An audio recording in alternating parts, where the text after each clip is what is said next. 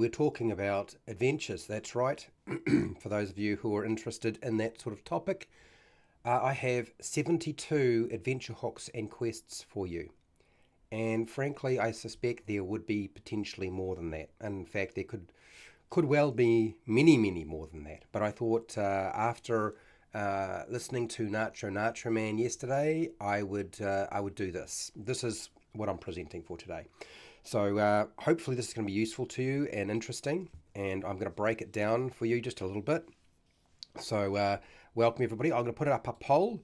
I'll do that now. I'm going to get into this fairly quickly because there's a hell of a lot to cover, and I don't know how easy that's going to be. I will say a huge thank you to Fred Huber, who's a patron. Thank you for being here. Nacho Man, also a patron. Thank you for being here. Noroak is also a patron. Thank you for being here. Pale Rider, thank you for being here. Jasper is also a patron. Thank you for being here. Anyway, let's get into this topic because the fact is I have 72 adventure hooks to talk about, and that's a lot. Anyway, let's make this happen. I'll make a warning now. I have no intentions of making a recording of this as an edited video. Hell no will I be doing an edited video of this.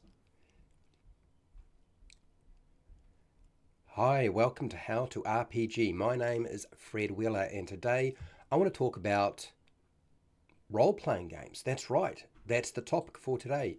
We normally talk about role-playing games, but 72 adventure hooks and quests. And this is all part of Game Master guidance and sort of running adventures, and that's the start. That's always the sort of port of call that we start with. So what happened? Well, there's really only one story that you can ever tell. When it comes to an adventure, or whether you want to call it an adventure or a story, there's really only one that you can tell. And of course, it can be broken up into many different types and subgroups. And that is that somebody wants something. That's it. That is the ultimate adventure that you have. Somebody wants something. So from there, we can break that down into 8 different types of adventures. Now, I've talked about this before. There's a reason for that. There is a reason why it is broken up into those. And I'm going to cover them very briefly. I have talked about them before. But what I'm going to do is I'm going to take each one of those types of adventure or quest. I'm going to break it up into smaller groups and give you examples within that type. Okay? Which means we're going to wind up with 8. Well, actually, it's more like 9, should I say, because I have sort of broken that 8 into 9 pieces. And then from there, each one will have 8 underneath them. So that's 72. Now, why did I decide to do this? Well, the reality is that one of my patrons and subscribers, Nacho Man, was sitting with me yesterday in Discord and had sort of thought, I'm not sure what to do with my adventure. I know what my players have done so far, where they could potentially go. I need to come up with something. And I've always found that Game Master guides, any kind of role-playing tool, has never been adequate for doing that.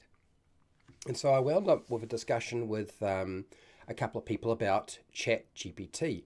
And I sat down and I realized that I could come up with at least 4 different subgroups for each type myself, just off the top of my head.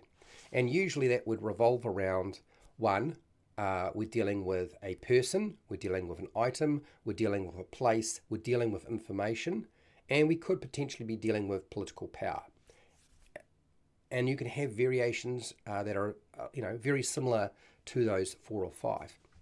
So I thought, well, if I can do 4 or 5 off the top of my head, then it should be pretty easy to do at least 8. And so I pumped in and I started to see if ChatGPT could do this. Now, it did all right. It did make some mistakes, and I would certainly have to adjust things. So I'm going to kind of present you with a very large collection of ideas. And you're going to tell me whether you like them or not, okay? So first off, types of quests. Your types of quests are broken up into your fetch quest, your delivery quest, your protection quest, your destroy quest, and let's separate the destroy and kill quest, because there is the kill quest as well. Investigation quests, negotiation quests, survival quests, and attainment quests. Now, attainment quests often look very similar to the fetch quest. The difference between them really is that the fetch quest, whatever you're trying to fetch, won't belong to you. You're fetching it for somebody else. Whereas an attainment quest is more, you're fetching it for yourself, or you're attaining it for yourself. That is the subtle difference between them. So let's go over these different types, and then let's go through each one and give you 8 different adventure hooks or quests that you could use. First off, the fetch quest. This is when a character has to get something from another location that is potentially a long way away. And a good example is Avengers Endgame, where they have to get the gems, the Infinity gems, put them together into a gauntlet. So they have to go and collect all of those, going through time. The delivery quest is when the characters are in possession of an object, a person, a piece of information. It might be something else. It could be completely something. It could be an animal, and they must deliver it to a specific location. And a good example is Lord of the Rings, where they take the one ring and drop it into Mount Doom. So that's your delivery quest. It's also mixed up with destroy quest. Protection quests. This is when the characters escort a person or people safely to a secondary location, potentially, or they might be protecting something, an object or information in a specific location, or the current location they're in. Now, a good example of this is the Seven Samurai, where the Seven Samurai are protecting villages from bandits, and the bodyguard who is trying to protect Whitney Houston's character, who is a singer, a famous singer, okay, from assassination. Next, we have the destroy quest or the kill quest. Now, this requires the characters to go on some sort of monster hunt, vanquish a main villain, or break an object. So destroy quests usually revolve around breaking something or destroying something. Now, it can be many different things.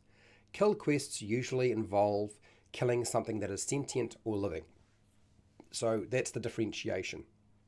A good example of this has always been Star Wars, which is where you have to destroy the Death Star, or you need to take out Darth Vader. That would be killing. Or you need to worry about Starkiller Base, which is just a big, huge Death Star. And then, of course, Emperor Palpatine needs to be vanquished as well. That's a kill quest. So those are good examples. Next, the investigation quest. This is the characters, they have to go and find new information.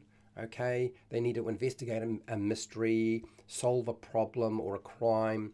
And Sherlock Holmes is the best example of this. Sherlock Holmes and Dr. Watson, you collecting clues, they actually do investigation pretty well. There's a very good example.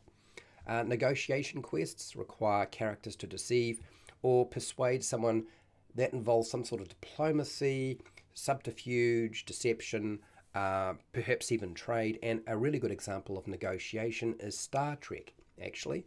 Star Trek's a great example of this. In fact, I think some of the best examples have come out of Star Trek, where the crew of the Enterprise wind up having to negotiate with aliens, either to avoid having their ship being destroyed or turned into slaves, or a variety of other things. Next, the survival quest. This forces the characters into a dangerous situation, and they have to get out of that situation.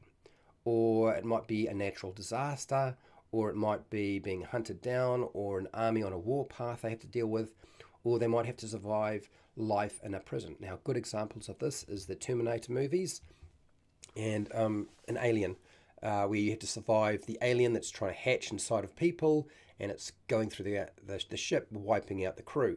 And then and of course Ripley's job is to make sure that that happens successfully and survive the exposure to the Xenos. Next, the Terminator. Well, really, the Terminator comes from the future and goes back in the past, is trying to take out Sarah Connor so that John Connor can't be born.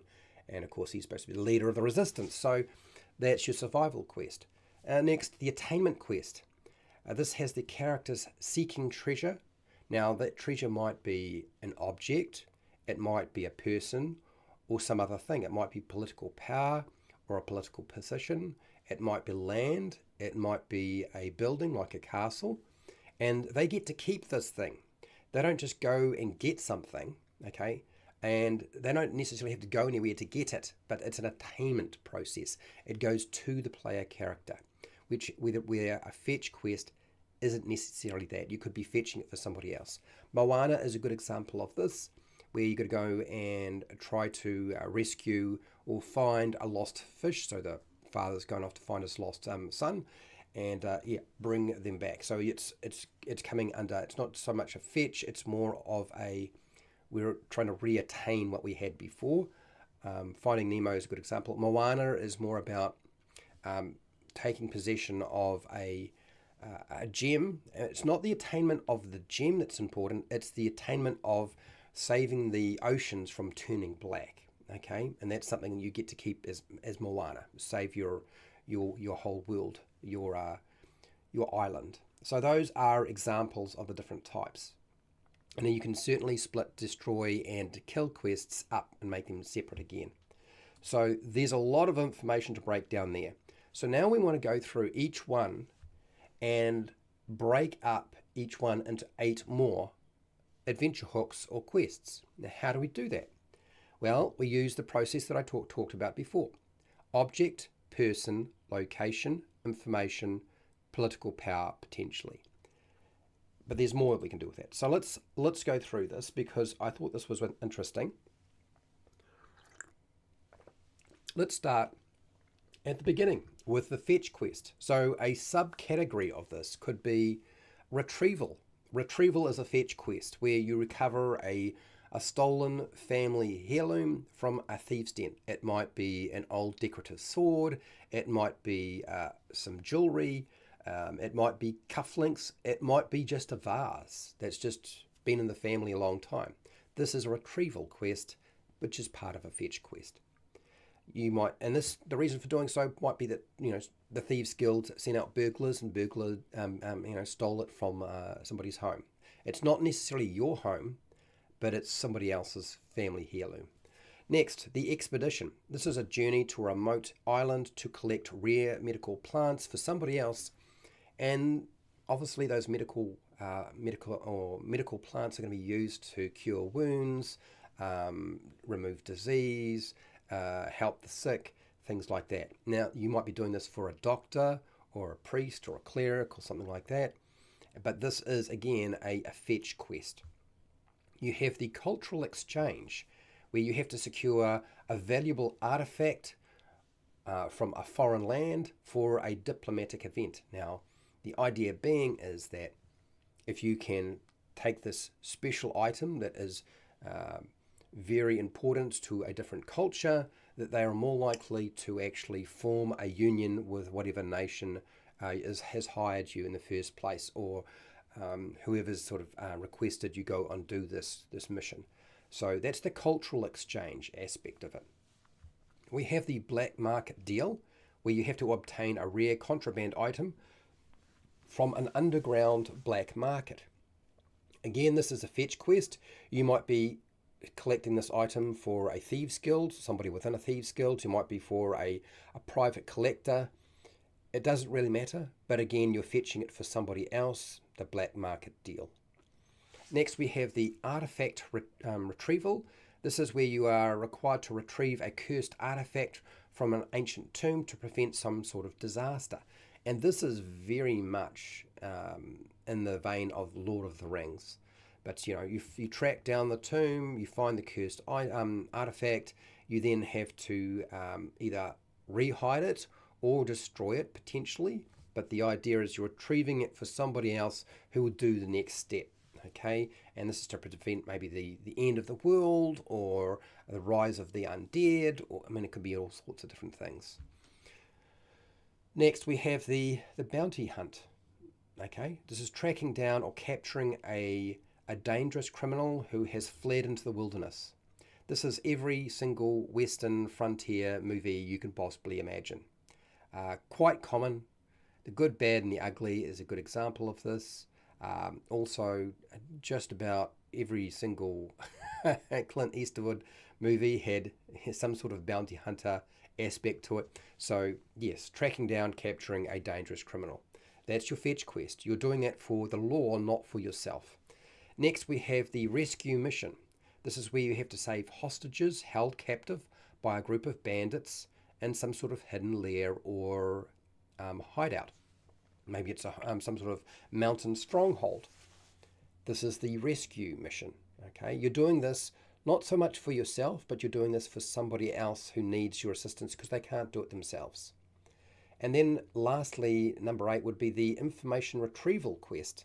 Again, a fetch quest where you have to obtain a valuable map from a secretive scholar for some sort of treasure hunt that scholar is going to go on at some point.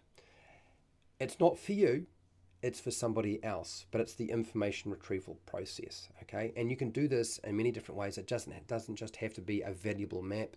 It can be all sorts of different valuable information. So pirate-infested coastal towns might be a place you want to journey for this sort of thing. So that's 8. And I would say right now that even as I go through this, it would be easy for you to actually jump down and pull out more from this if you really wanted to. Okay, let's move on to the next one, the delivery quest, which is kind of like the reverse of the fetch quest in many cases. So different types of delivery quests. The diplomatic escort, where you have to safely transport a foreign ambassador to a peace negotiation. This is a very common story trope. You know, it's been around a long time. It might be in a medieval fantasy kingdom. It might be in a modern location. It's really up to you. And of course, how you transport them is going to be really important, and making sure you have, you know, suitable guarding and security around them. Again, absolutely important because they have to get there to that peace negotiation on time and alive. And this is the delivery quest. Next we have the heirloom return. So you've got to return an heirloom. So deliver a long lost heirloom to the rightful owner. The assumption being that you don't need to go and find the heirloom, that you already have it, somebody's already given it to you. You just need to return it to its rightful owner. Now, whether you have to go and find them, okay, first to figure out who it is and return it to them, that might be what you're doing here. Or you might know where they are, who they are, you have the heirloom, and instead what's happening is that you're simply having to travel a long way to deliver the item. And of course, along the way, somebody might be trying to stop you or steal it, okay, to ensure that the rightful owner never gets that heirloom. That might be something like the crown to a kingdom. It might be a lost book with detailed information on that on the family's or the rightful owner's parentage. Who knows? Could be any sort of thing. Next, we have the medical transport. This is where you have to rush life-saving antidotes or medical supplies to a plague-ridden town. Now, you could be dealing with a post-apocalyptic wasteland, but you don't necessarily have to have that. And this can be in any kind of setting.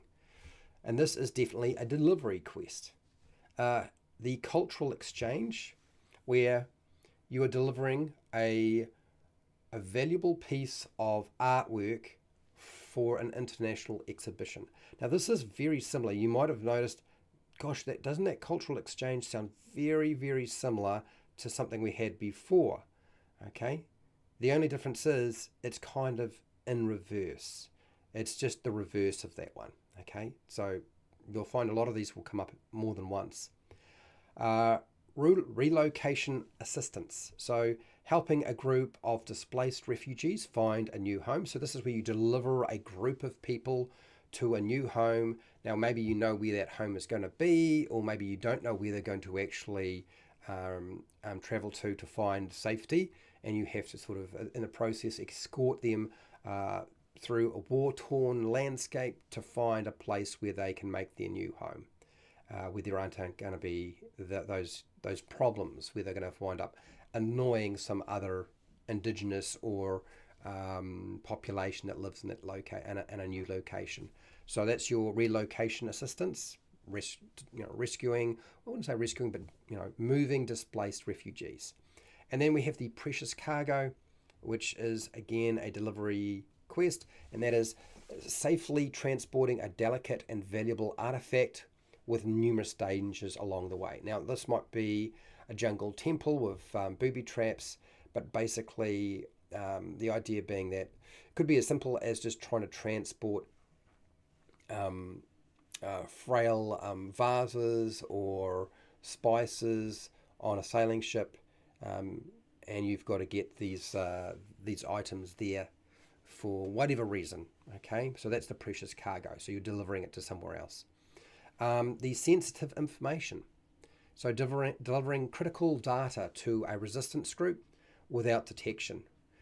This is very much got an aspect of espionage, like a spy thriller setting, and the idea being that maybe they need this critical information that will allow them to do whatever they need to do next. Maybe that is to figure out what patrols are taking place as they are fighting with their guerrilla warfare. That sensitive information might be useful, or it might be for a new factory or factory locations they want to actually target. You have that critical information, or it might be to figure out how to deal with a Death Star. I'm going back to Star Wars, I know. Okay, we have the magical relic escort, where you accompany a magical artifact to a sacred temple, and once you get it to the temple, it will be safe and protected there. But the journey, okay, the journey there is going to be the difficult problem. You might be traveling through an ancient forest with hidden shrines and various monsters and beasts and creatures along the way. But the magical relic that you need to escort to a temple would be an example. So that's 8. Next, protection quests. Protection quests, very obvious what it is. It's all about protection. We have the VIP escort, where you have to safely transport and escort a high-profile political figure during a public event. Maybe they are going to be speaking at a public event, and you could be doing this in a cyberpunk city-state. It might be in a fantasy location. It might be in a science fiction location. It really doesn't matter.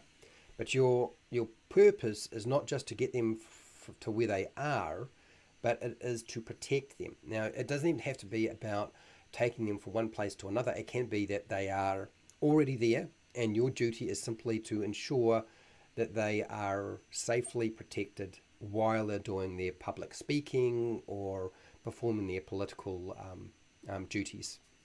Okay, we have the higher protection, where you have to protect the last surviving hire of a royal bloodline from assassination, maybe in a medieval kingdom, something like that.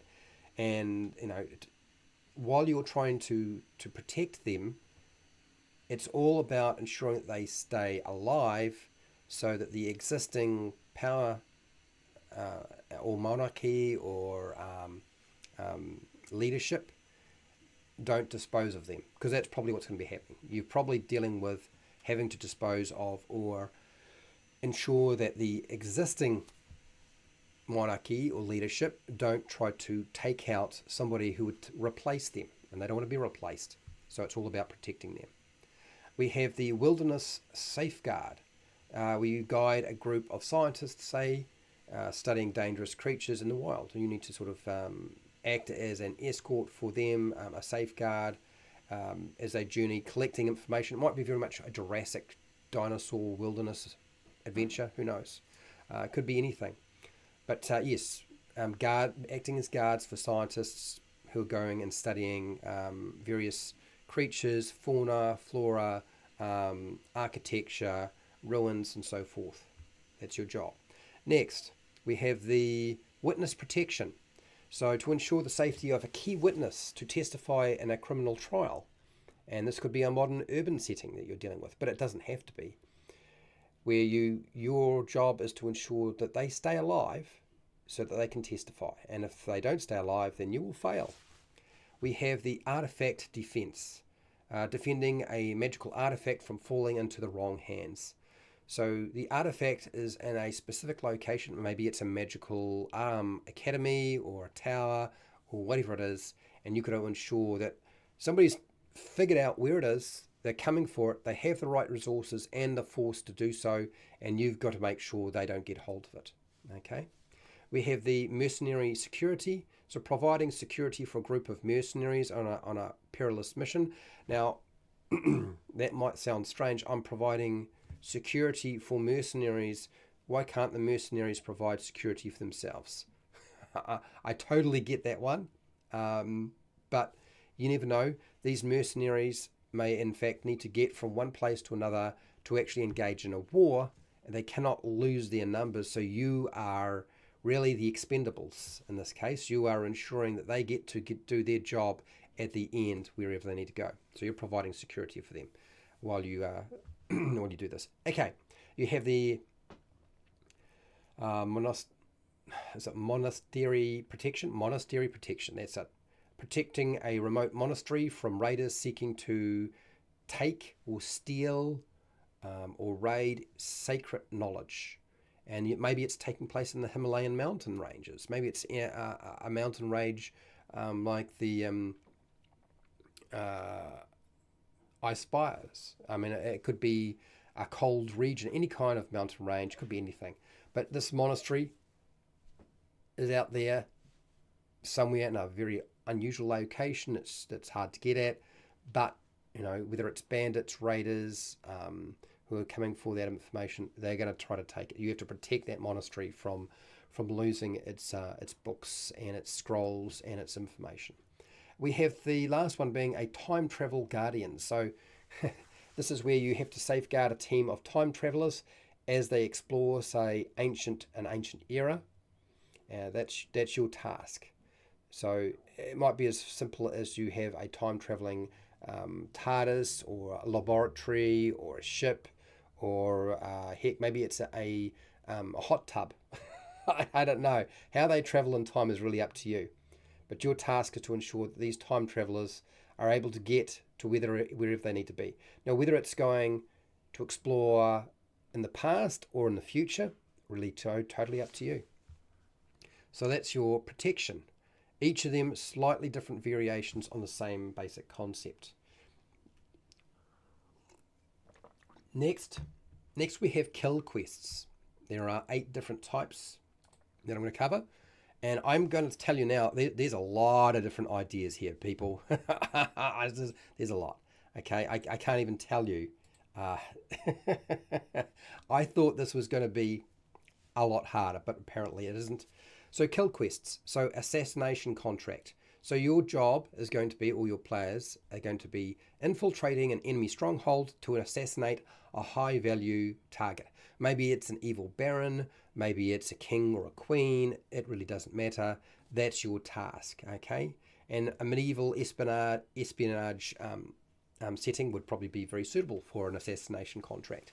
You have bounty hunting, where you have to pursue, capture and kill a notorious outlaw with a substantial reward. Now, the key thing being with a bounty hunter when it's a kill quest is probably the bounty poster is going to say capture dead, not alive. I think that's the thing you want to, and the key thing you need to put there. Of course, you don't have to force your players into this, but if that is your criteria, the old Western Frontier again is a good example. This is a slightly different variation on what I just spoke about. The difference being that you're now trying to, instead of capture or hunt down an outlaw, you're now trying to kill them. They're too dangerous to have alive. We have the Monster Slayer, where you have to hunt down and eliminate a menacing creature that threatens a settlement. Any kind of fantasy wilderness might work with this. This could be something like a dragon, a hydra, it could be a kraken. It's really completely up to you. We have the Rogue Mage Hunt, where you track down and stop and kill a rogue wizard who possesses some sort of magical threat. Maybe they've finally figured out how to create their magical doomsday device, and you're the ones. This mage has gone completely rogue, and whatever plans they have will not do well for the rest of you. Okay, we have the Vampire Hunt, where you eradicate a nest of bloodthirsty vampires that have plagued a city or a town or a village or something like that. Very gothic, Vampire infested locations are always fun, and that's very much a kill quest, the vampire hunt. The demon exorcism. So for those of you who are familiar with the Exorcist movie, which I believe had a new movie come out just recently, I don't know if it's necessarily very good, but banishing a powerful demon that has plagued a town, requiring its destruction. Now it might be that it's taken up residence inside a child, and now you've actually got to figure out how to get that demon through certain rites, whether they be religious or not. It's completely up to you. But going through certain rites will actually eliminate the demon from the child's body, and even if it doesn't destroy it, it will certainly mean that the demon is no longer able to enter the material world.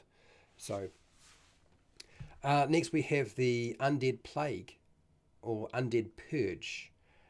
So where you have to cleanse an infested area of undead creatures and eliminate the necromancer who created them. So a graveyard's a good place to sort of run something like this, but anywhere would be fine. Necromancers, they have a tendency to try to bring back skeletons, zombies, ghouls, ghasts, their old grandmother, their ex-lover, things like that. And so, your job is now to eliminate that necromancer and the undead that has now become a blight on the land. The last one, and this is very sort of more futuristic, and that is a rogue AI has to be terminated. Disabling the rogue artificial intelligence, or negotiating, or coming to some sort of compromise has turned out to be fruitless, and you have to go after it and deal with it. Particularly because it's probably going to turn on its creator, or it's going to turn on everybody else. So that would be very much a futuristic, high-tech sort of adventure hook. And yes, definitely the Terminator is a good example of that. If you're wanting to use this in fantasy, you could still use rogue AI termination. Constructs are kind of like robots, so you could certainly use the same sort of concept.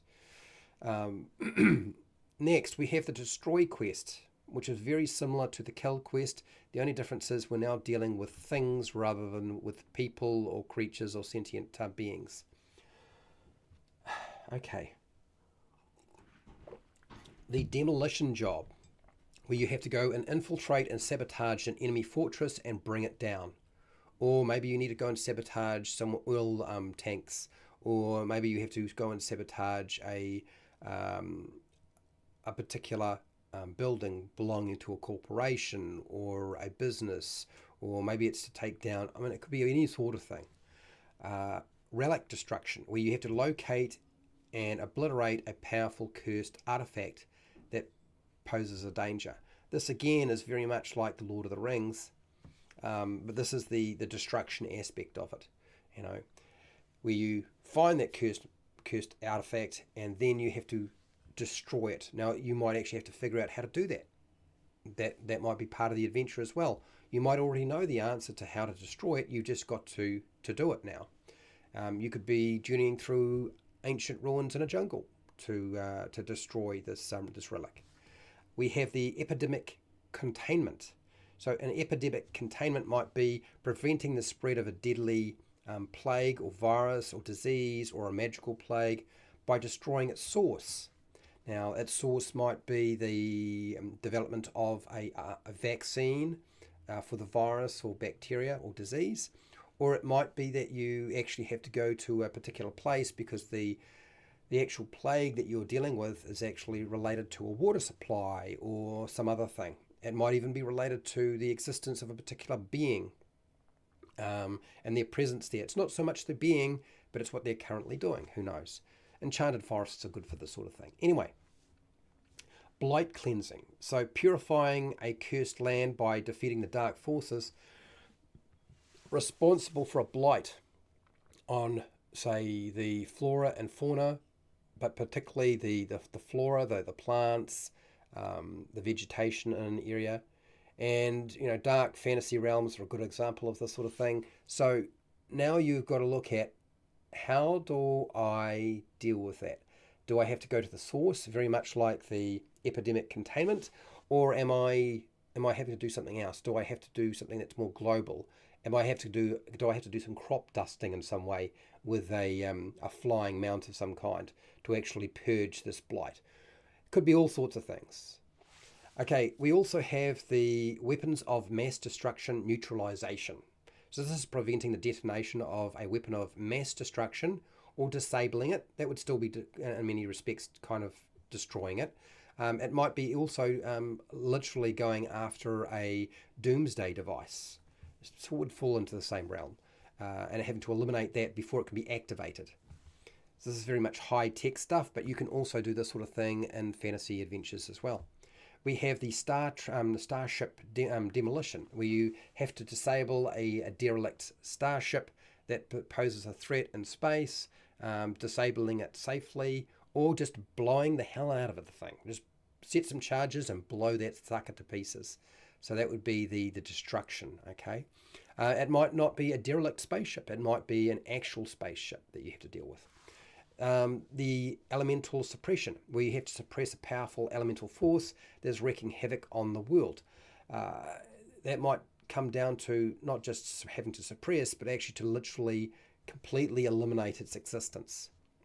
Quite difficult to do. Elemental forces are the sorts of things that generally can't be eliminated, you would think. If you think about it, like it's an elemental force, how do you actually eliminate an elemental force? But maybe the reason we're having this problem in the first place is that the elemental planes are converging. And so you have to stop the convergence. If you stop the convergence, this destroys whatever new elemental force that's become so powerful, it can't wreak havoc on the worlds. We have the environmental reclamation, where you reclaim a polluted or corrupted natural habitat, removing that contamination.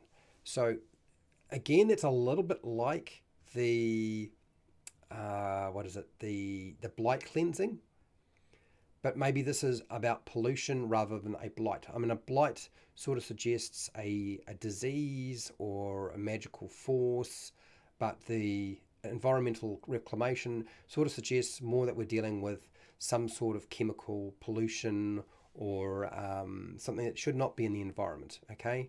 Post-apocalyptic wilderness scenario, possibly. Okay, next, the investigation quest. I told you there were a lot of these people. I told you there were a lot of these. I'm going to keep going, though. Investigation quests. What about the cold case investigation, where you have to reopen an old unsolved murder mystery or case and uncover the truth? This might be, might be part of a detective agency. It can still be fantasy for sure. And why would you reopen it? Well, because somebody has asked you to reopen that case, and so the player characters get involved. This is going to work for a group who like mysteries and can collect information and take lots of notes, obviously. Investigation quests always work better if you have players who take notice of the small details. An occult mystery, where you have to investigate a series of supernatural phenomena in a haunted location. The haunted house is always a great example of this. So you go through and you find, what's going on? Is this actually a supernatural phenomena? What is actually going on here? Is this because there are ghosts in this location? Do we need to cleanse the place of the ghosts to deal with the mystery that's taking place here? Or are we dealing with somebody who is staging it, like in the Mysteries Inc. TV show, where it's actually not a supernatural phenomena, it's just presented as being a supernatural phenomena? Okay, lots of twists. Investigations, supernatural mysteries, always an opportunity for a bit of a twist. Then we have the corporate espionage, where you have to infiltrate a powerful corporation to uncover their unethical practices and collect information to present to court or the authorities so you can shut them down. So maybe this is going to be cyberpunk mega corporations, or maybe this is just the normal sort of stuff that goes on around the monarchy in a feudal system. We have the archaeological puzzle. So archaeology is always a fun place to go with any kind of adventure and starting it out. So decoding sort of an ancient hieroglyphs, solving riddles in a lost temple would be a great example of this. And this is all about investigation. It might be an expedition into a forest. It doesn't have to be a temple. Maybe actually what you're dealing with is an ancient power plant, since apparently there aren't any bodies found in the pyramids. So probably more likely it's a power plant. Finding out the lost secrets to that place. A whodunit murder mystery. A murder mystery is always a good place to go, and so investigating a murder, say in a grand masquerade ball with numerous suspects, and you've got to go and inspect the clues that are left behind, the physical evidence, interview individuals who were at the scene or close to the scene, figure out who is actually responsible for this murder. That's a common thing to put into adventures. The technological anomaly, where a bizarre, where you have to examine like a bizarre incident involving, say, rogue AI or a construct, some sort of technological glitch. So all about investigation. Now you can use futuristic, but again you can use fantasy. Remember, constructs are essentially just robots, aren't they? Eberron would maybe be a nice suitable place to include the technological anomaly. The cryptic code breaker, where you have to decipher a series of cryptic codes left by a cunning criminal.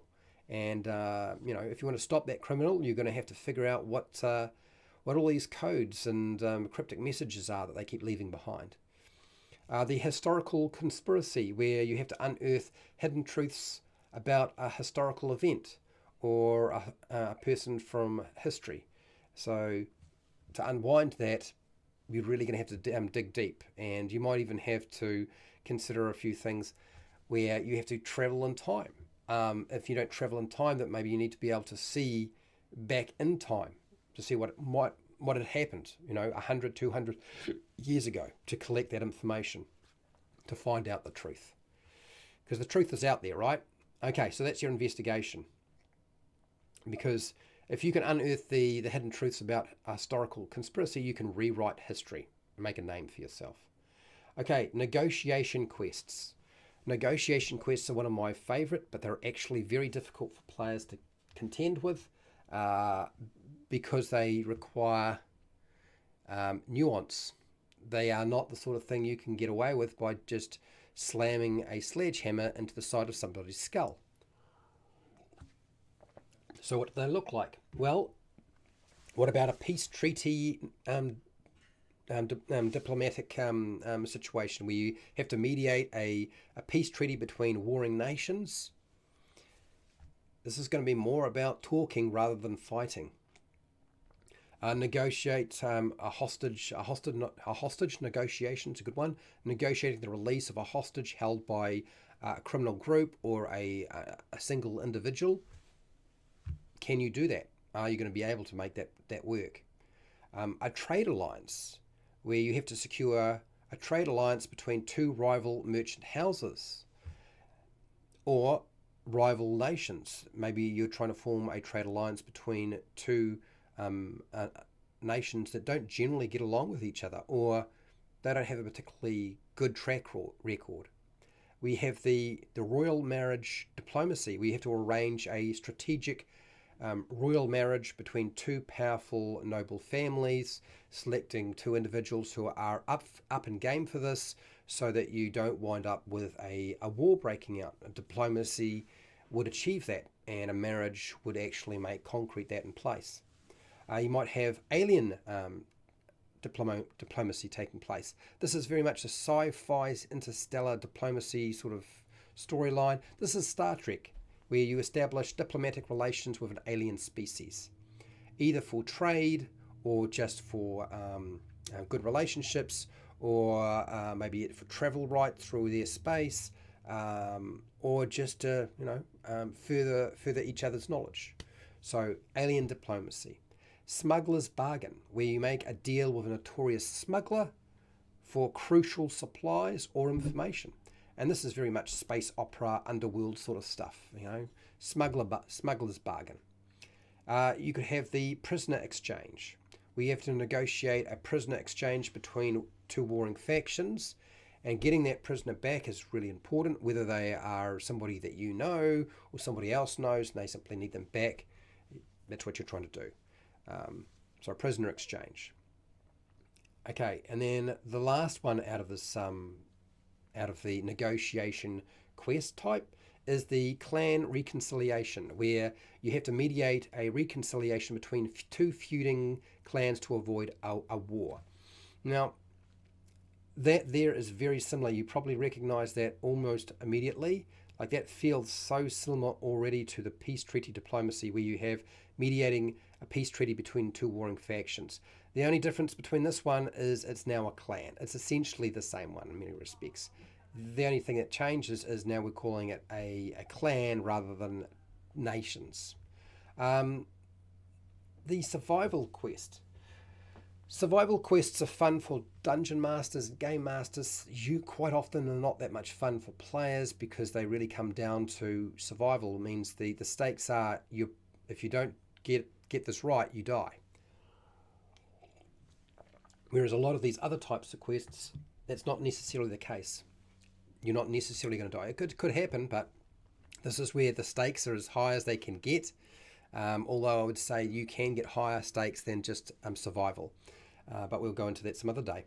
Anyway, we have the natural disaster, where you have to survive and escape a natural disaster such as a tsunami or an earthquake, a volcanic eruption, plate tectonic movement that results in complete shifting of the world. Maybe the ozone layer or the magnetic field around you is crumbling, and radiation from the sun is going to fry you from the inside out. So that natural disaster, how do you survive that threat? There's the Arctic survival, which is enduring the extreme cold, harsh conditions in a frozen tundra, battling hypothermia and the wildlife, which there probably wouldn't be a lot, but there would be some fairly dangerous things in the Arctic. Because food is so difficult, you really can't negotiate with those kinds of animals. That the wildlife is probably going to try to eat you because you're like one of the few options in terms of food. So an Arctic expedition might be quite interesting as an idea. So Arctic survival. We have the zombie apocalypse, where you survive a post-apocalyptic world overrun by zombies, seeking refuge and safety. And this is very much the Resident Evil movies. Even World War Z would be a good example of this. So maybe you set it in an abandoned city during a zombie outbreak, or maybe it's just in the countryside, in a small village or an isolated location. You have the prison break, where you have to escape from a high security prison filled with dangerous criminals, but escaping from the prison is really vital. This maximum security prison is vital because you're going to be sentenced and your group to death. So you have to get out. So it's all about survival.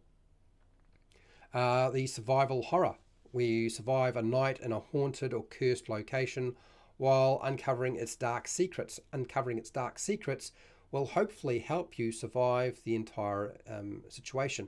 Maybe this is taking place in an abandoned haunted asylum or some other location. We have the shipwreck, so surviving on a desert island. Not so much surviving the actual shipwreck itself, because I suppose that's fun. You could still have that, I guess. But surviving on a desert island after a shipwreck, and then trying to find your way back to civilization, because tropical desert islands don't often offer a lot of resources, so you can't really just sort of take up residence and live there for the rest of your days. You have to try to find your way out of there, otherwise you will run out of food and water, stuff like that. Escaping from the horde, so maybe you have to evade a pursuing enemy army or a horde and survive their relentless pursuit. So maybe that's orcs, goblins. Definitely could easily use a medieval fantasy countryside for this. The last one is the wilderness survival, which is very similar to the Arctic survival. The only difference is this is just wilderness survival. So maybe you have to navigate a treacherous wilderness environment, survive against the elements of the wildlife. Now this might be a mountain range, it might be grasslands, forest. You might be dealing with desert. There's lots of different things you could potentially use. So it's very similar in nature, but it's the same in sort of theme, because they're all about survival, because that's what we're dealing with right now. Okay, the last one on my list, attainment quests. Treasure hunt.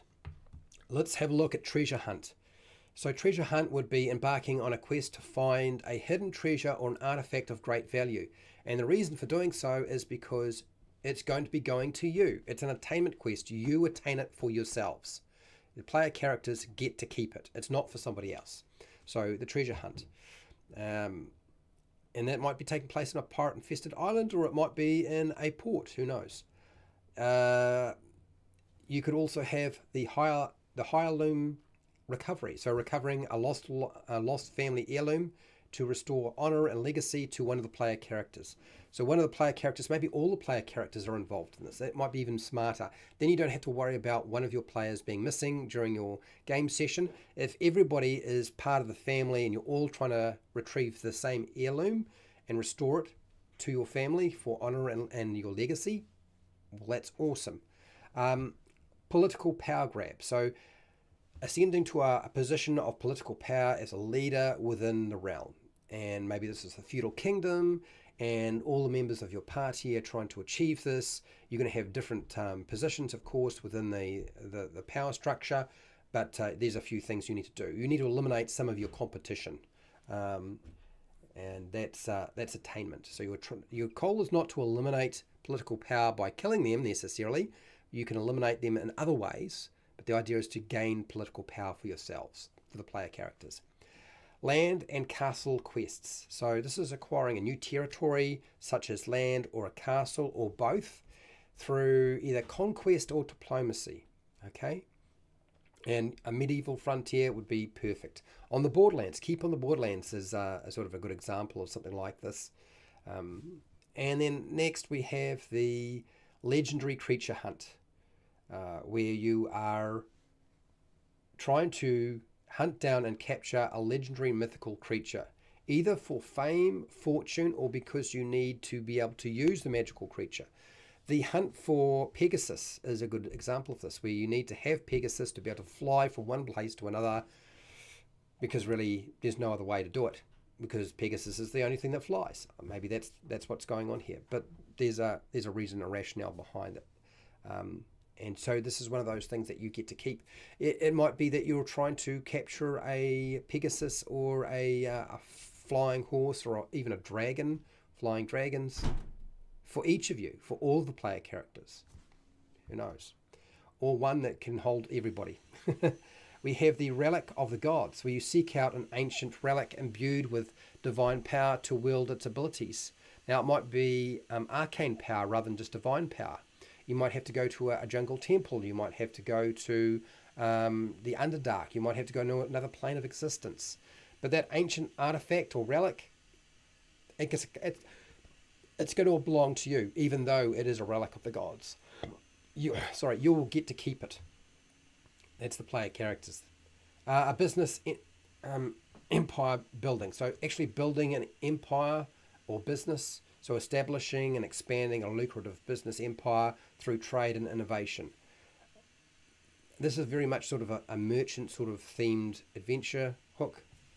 It's going to be pretty limited to the number of people who are really interested in this sort of thing, but also ensure that if you're going to be doing something like this, every member of your party needs to have some benefit for doing this. They all need to get something out of it. And then the artistic masterpiece, where you create or obtain a masterpiece of art, music, or literature to gain recognition within your world.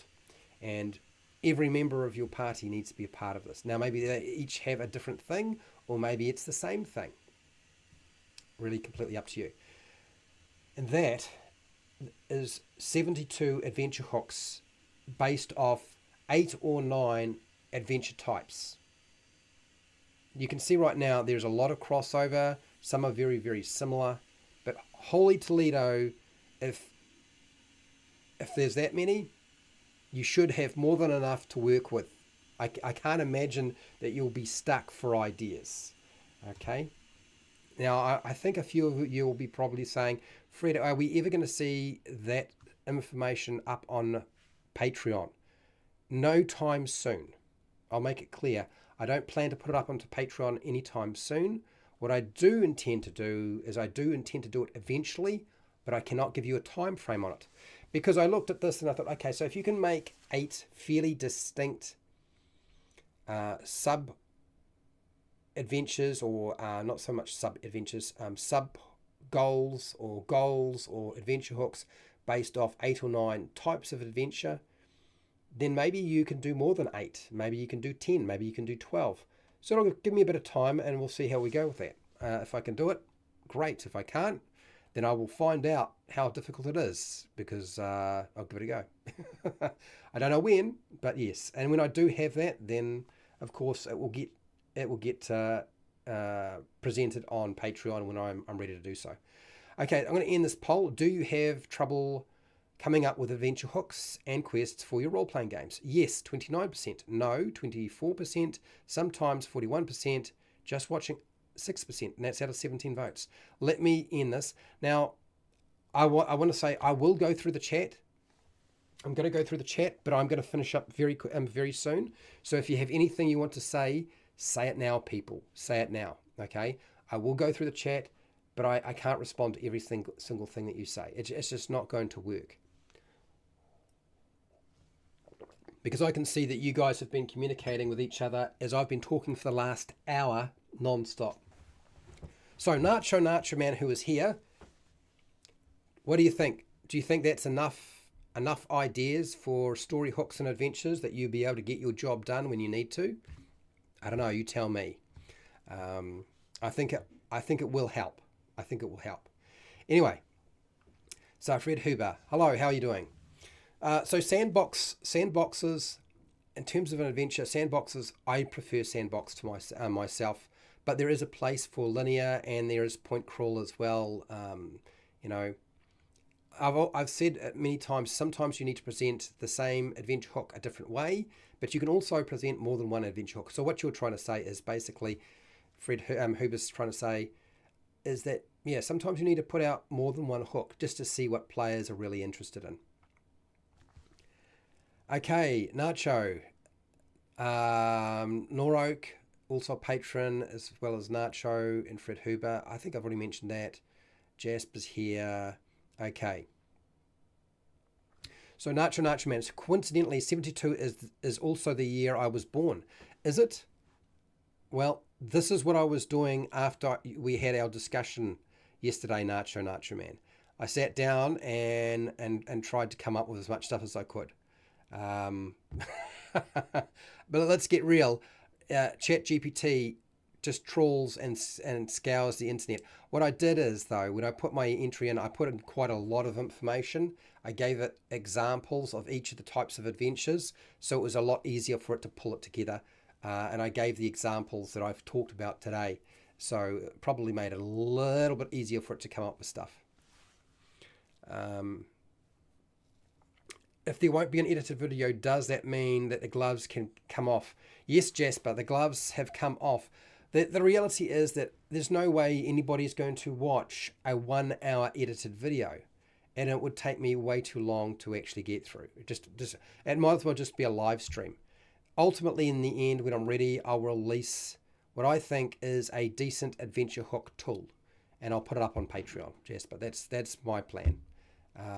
I still feel like what I just covered today is not complete and needs a lot of work, and so yeah, we'll work through it.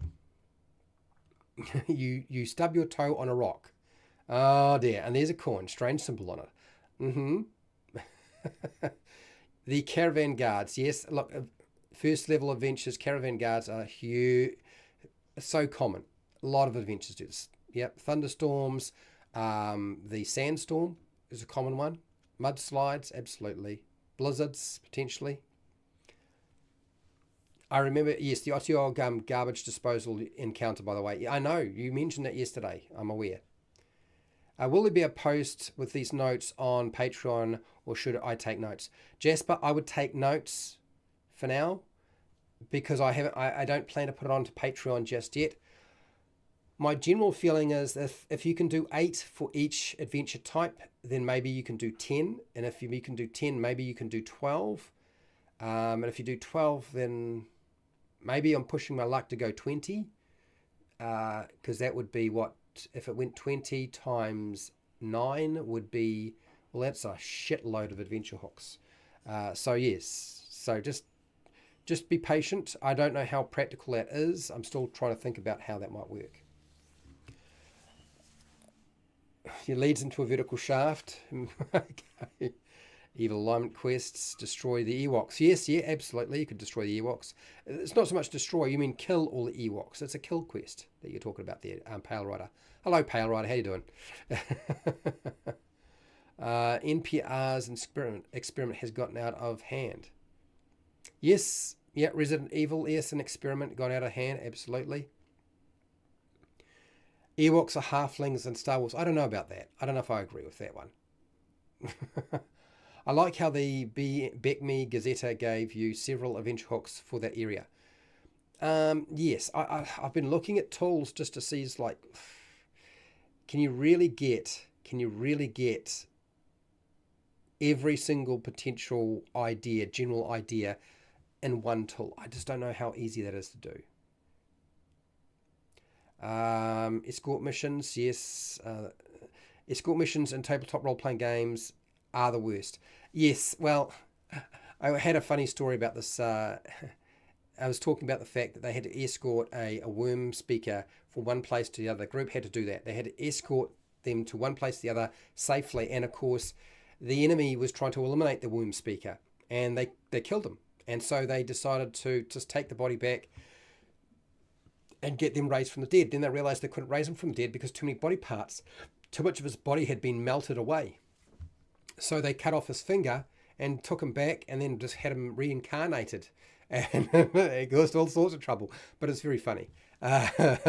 So yeah, depending on what your game master's like, it might be easier than you might think. So when the Forgotten Realms came out, they started kind of the same, and I wish they continue. Yeah, I know what you mean. I know what you mean. Bloodstone Lands, written by... All right, yes.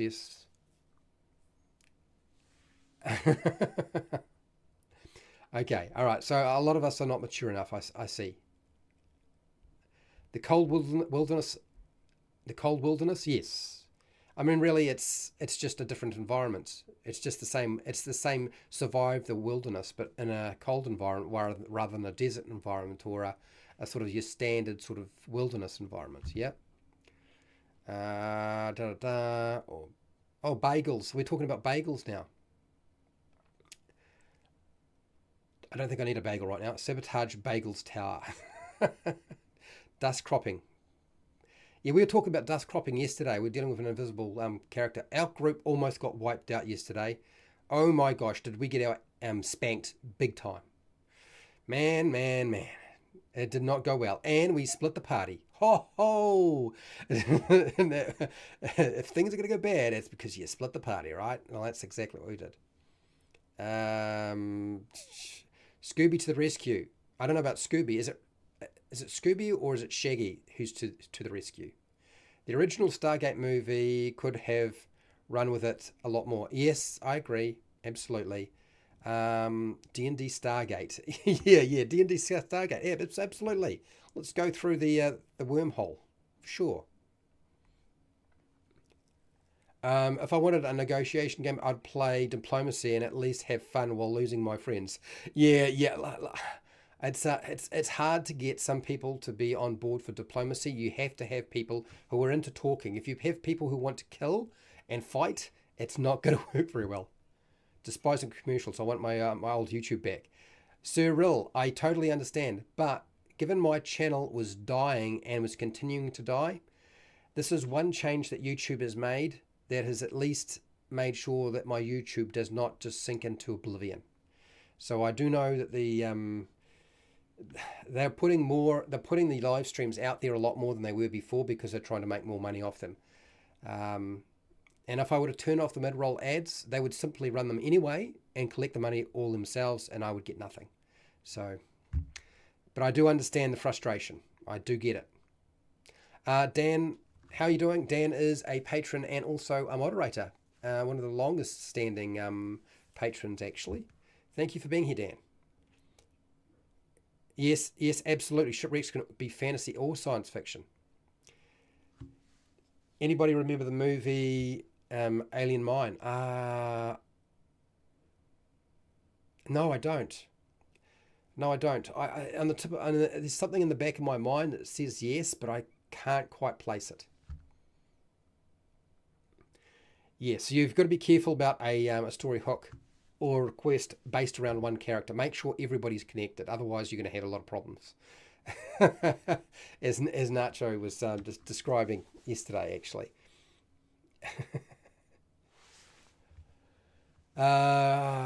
Game. Okay, so I'm just having a look through here. Okay, I'm almost at the bottom.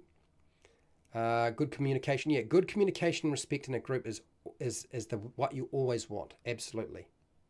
You like pressing flowers? Yeah, there is a lot of chat going through. I am skipping through a lot of this. A lot of you guys are talking to each other anyway, so you were doing stuff on the computer. All right. Okay, so I think I've pretty much got to the very end. Escort missions in video games are so common. Yes, they are. They're very, very common. Yeah. All right, what do you got here? You finally have some time off, starting with the 13th this month. I hope to catch up with Fred as he's doing live streams this week. So Dan, I know that you play a bit of Hero Quest with your wife. I don't know that I'll be doing Hero Quest, covering the rules for Hero Quest or talking about Hero Quest this month, but December probably yes. I've decided I was going to cover Hero Quest this month. I have decided to cover Shadow Dark.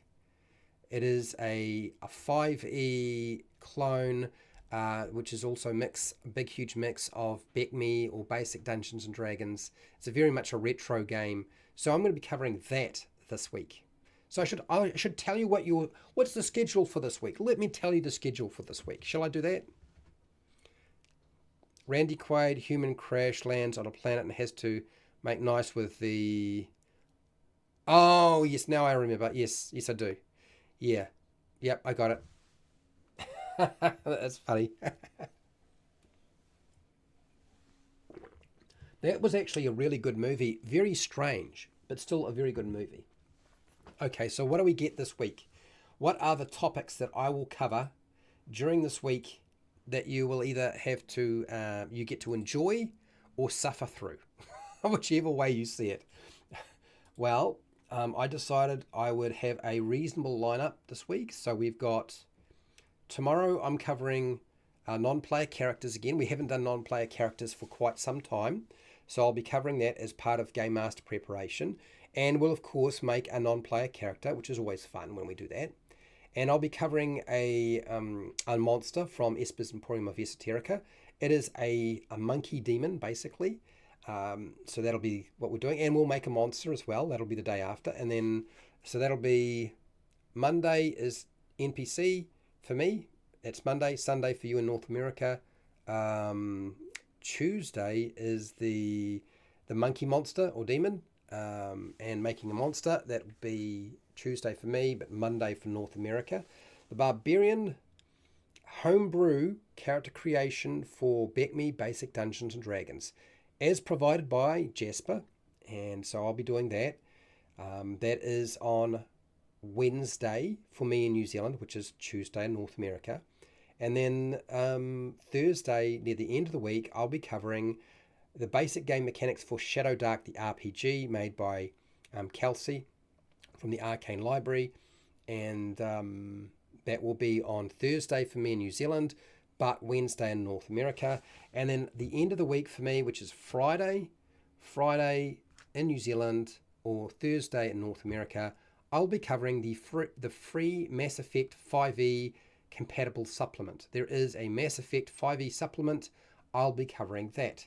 And that will be quite short. I'll be doing that a lot earlier than everything else because I have to, because that day I will be playing a game with the Game Master Roundtable called Sagas, and we'll be doing a Spaceballs playthrough. Spaceballs playthrough, yes, it's based on Mel Brooks' movie. Okay, people, expect it to be crude, rude, probably quite funny, and quite naughty. Not recommended for children. Absolutely not recommended for children. Okay. Hello, Jeeves. How are you? Nice to have you here. I almost missed you. Well, I'm glad you like the idea of the schedule. That's my plan. Hopefully it works that way. There's no guarantees of these things, but hopefully it does. You're 90 seconds behind in the chat. I don't know. I have no idea. Maybe it's YouTube just sort of getting lost along the way. Fred's late in the video. No. I'm just. Look. I've been talking for over an hour, and now I'm going through the chat, and now I'm finished. And I hate to say it, it's time to go. I'm going now. I would normally build tools with you, but I have nothing left. I've been talking for so long, and there's been so much stuff that's been going on. I have to go. I have to take a break. So I'll be back tomorrow, and everybody, hopefully you have a good time. I think I've covered everybody here, but I want to thank all of my patrons who support me on Patreon. You really, if it isn't obvious, it really does make a huge difference that I can count on people on Patreon. Patreon has changed so much recently. I've put up some stuff that is around basic role-playing games, D&D, fantasy, but I've also started putting some stuff up on Star Wars. It is a game system that you may not be very familiar with, but you can probably very easily port them over into whatever you're doing. And since there is a Star Wars 5e game, maybe those adventures will become more useful to you. These are adventures that I have converted from a different system, and some I have written myself, but not all of them. In any case, huge thank you to you. I want to thank everybody who took part in the poll, who's been listening and watching and commenting today. I won't go through everybody's name because I kind of already done that. So wherever you are in the world, whether it be the morning, the afternoon, the night, or the wee early morning, please look after yourself, your family, and your friends. Be nice to your neighbours. And hey, till next time, keep rolling those 20s.